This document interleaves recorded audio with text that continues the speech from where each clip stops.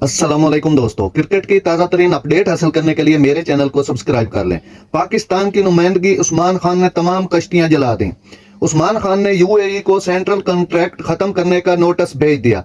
वो आइंदा साल अमाराती टीम की नुमाइंदगी के अहल हो सकते थे, मगर अब तमाम कश्तियां जलाकर पाकिस्तान आ गए। पीसीबी ने उस्मान खान को काकोल में जारी फिटनेस कैंप का हिस्सा बनाया है।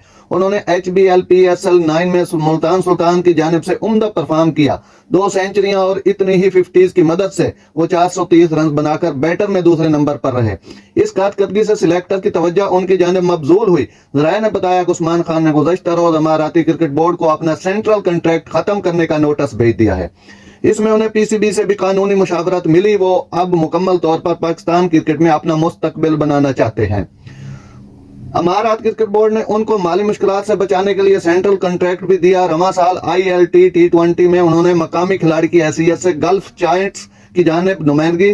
वो पाकिस्तानी पासपोर्ट होल्डर हैं, लेकिन भारतीय ओनर की फ्रेंचाइज में शमूलियत के लिए उन्हें लोकल प्लेयर करार दिया गया। उन्हें $50,000 तकरीबन 1 करोड़ 40 लाख रुपए मुआवजा मिला।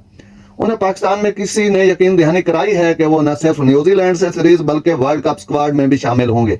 इसी वजह से उन्होंने अमाराती क्रिकेट में अपने लिए दरवाजे बंद कर लिए हैं। याद रहे कि तकरीबन 29 साल उस्मान खान ने चंद रोज कबल एक गैर मुल्की वेबसाइट को इंटरव्यू में पाकिस्तान के लिए क्रिकेट ना खेलने का कहा था, लेकिन अब जहन बदल लिया है। नाजरीन, ऐसी बर वक्त खबरें सुनने के लिए मेरे चैनल को सब्सक्राइब कर लें। अल्लाह हाफिज।